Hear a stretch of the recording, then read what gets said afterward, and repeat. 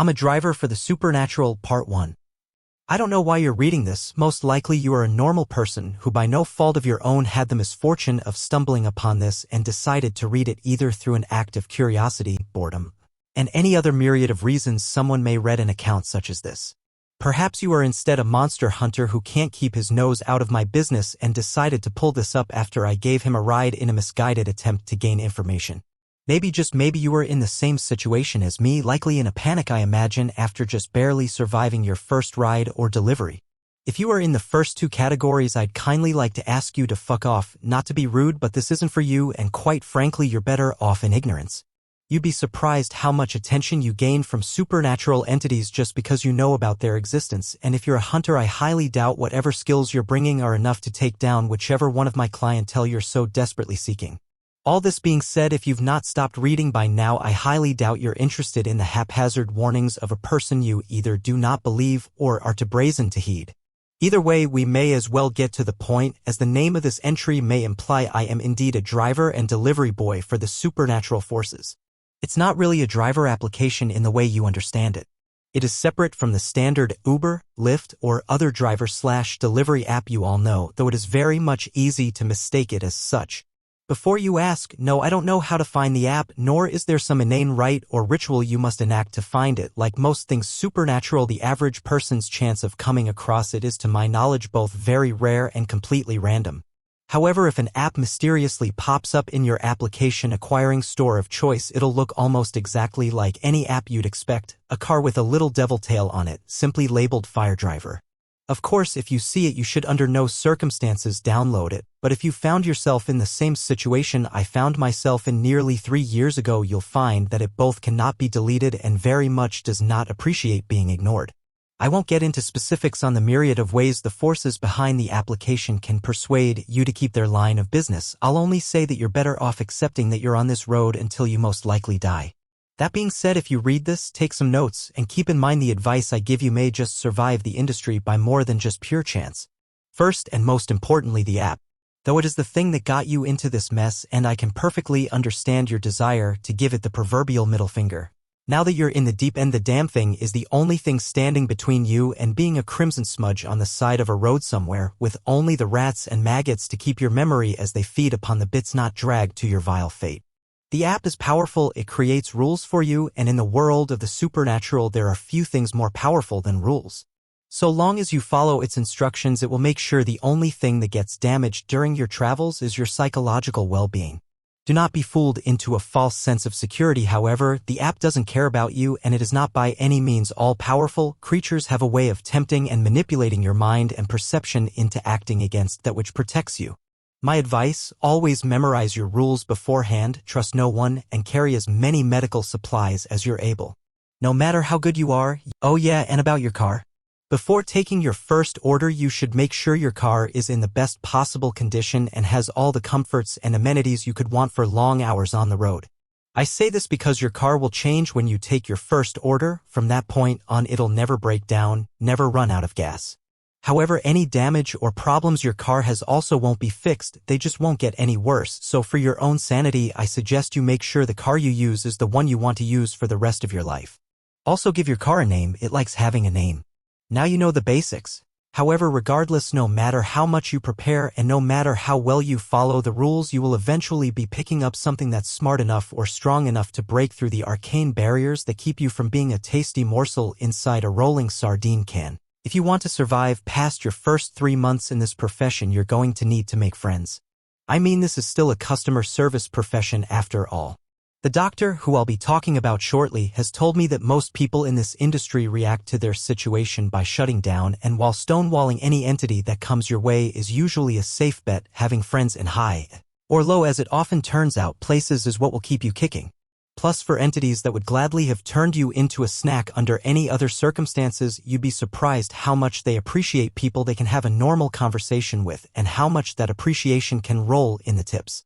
From here on out, my entries will actually mostly be exploring the creatures that dwell in our realm through the friends I've made in the last 3 years of business, mostly because I know the most about them.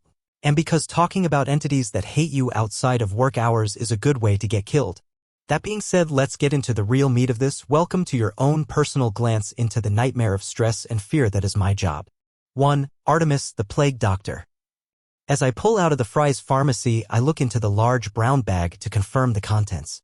One dead rat, a bundle of sage, a few sprigs of rosemary, a jar of white ash, and a dried-up fetus.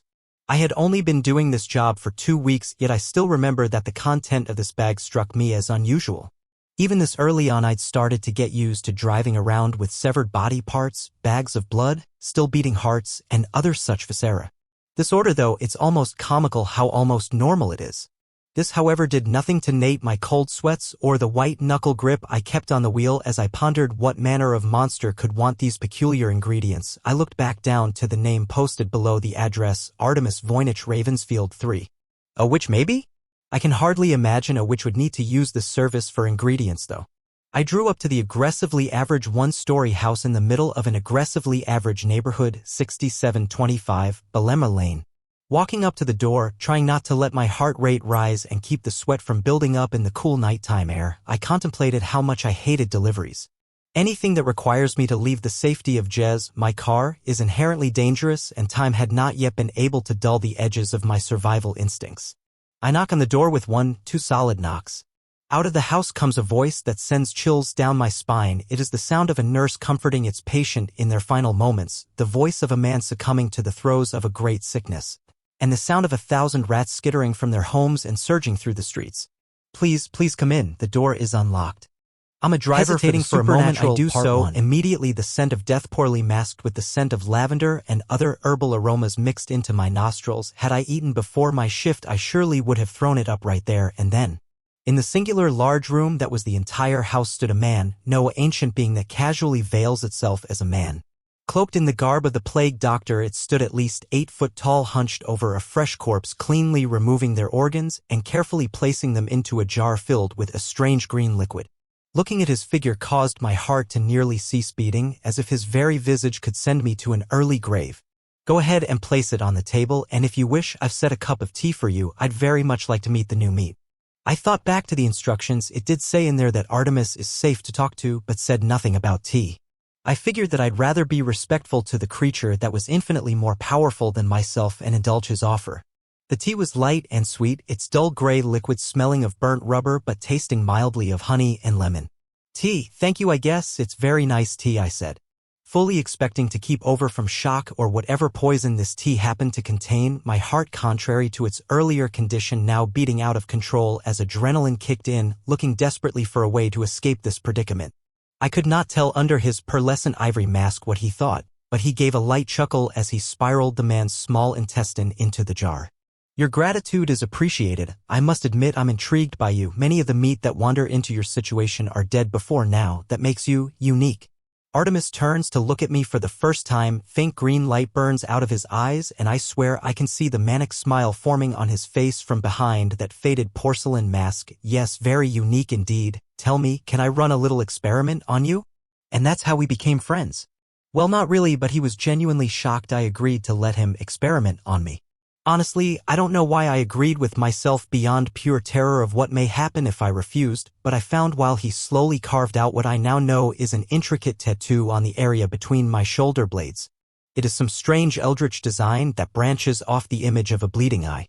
The whole time we went back and forth and our views and exchanges of information and such. Talking with Artemis is interesting but nerve-wracking. Even now it's hard to shake the feeling that every word I cross with him slips me closer to death. I found out after he was done that the tattoo would create a veil around me, keeping anyone with less supernatural presence than myself shielded from anything supernatural coming from me or around me.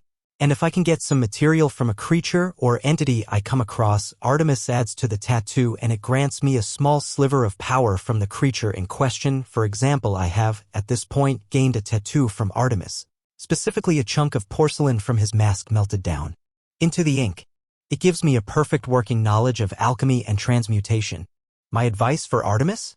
Be respectful and never call him the Plague Doctor. Selkie, the Arachne. God, I hate these orders. That's all I can think of as a young, fairly handsome and fit man with piercing blue eyes lies down in the back of the car, bound tightly in rope and duct tape to ensure he cannot escape. First he tried to scream and then plead in the mumbling way you can through a gagged mouth, and now he just lays there and sobs as I try not to show how much I'm shaking. Transporting live people is always the hardest. This order happened almost 3 years ago and I still have the nightmare of the kids' blue eyes staring back at me, but I can't help them. Setting them free would violate the rules, and I know that the only way he walks out of this is if I take his place. Silky is not the first Arachne I've met, but they were the first one to show any interest in me past a snack waiting to happen. The Arachne are a very diverse species with a wide array of personalities and abilities, mostly due to the fact that I tend to slap this label on any spider-like monsters I come across. Everyone is just as terrifying and deadly in their own little ways. So as you may be able to imagine, I thought that, while rather distressing, would be a relatively simple task. Just hawk him there, throw him to the proverbial wolves, profit, nightmares. This was not what happened. A long 5-hour drive to a cave somewhere north of Wyoming. I remember this kid just would not stop struggling, making it rather difficult to drag the damn guy all the way to the back of this cave, even as clean as it was. Practically sparkling aside from the dewy silken webs lining its ceiling and walls and spots. In the back sits a pale and absolutely stunning woman with striking red eyes and cascading black hair. Something about her captivated and terrified, every bone in my body screaming to run while simultaneously being able to do nothing but walk towards this beautiful creature, perhaps she planned to devour, dragging behind me. As I walk and I can feel her hunger wafting off her, oppressive and dark, yet despite her overwhelming emotions that cascaded over me like waves crashing on the beach, she smiled and pat the floor next to her, inviting me to sit. I knew it was a bad idea. Even now, if you asked me why I sat with this creature as it inspected the meal of a man I brought it, I would not be able to tell you what compelled me, but I think I was captivated by its eyes. The deep red pools showed me something tantalizing, something beautiful that I could not refuse. I simply watched entranced as this man's bright red blood rolled down her flawless pale skin. I sat and watched as she ate, unable to move or look away, even as I felt my soul might flee my body to escape this horrible, beautiful monster. Then she did something I did not suspect. She offered me a piece. I stared into her eyes as I quietly shook my head. I knew I could not, and yet her eyes sparkled with innocence, waiting for me to join in the feast I had so graciously brought her.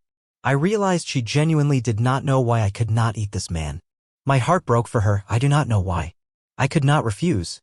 Blood, screaming, crying, laughing, blood, so much blood, run, no stay, a conversation, a kiss, a promise. What promise? I can't remember. Blood, run, stay, no blood, run, run, run.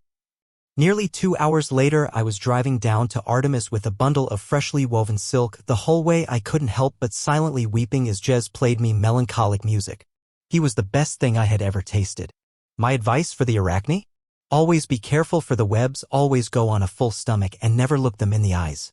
I think that's my last memory for now. Reliving that night always takes it out of me in ways I can never really understand. I'll come back as soon as I have the time and energy to regale you with more of my experiences. Until then, keep one eye open and try not to think about what lies beyond your meager perception.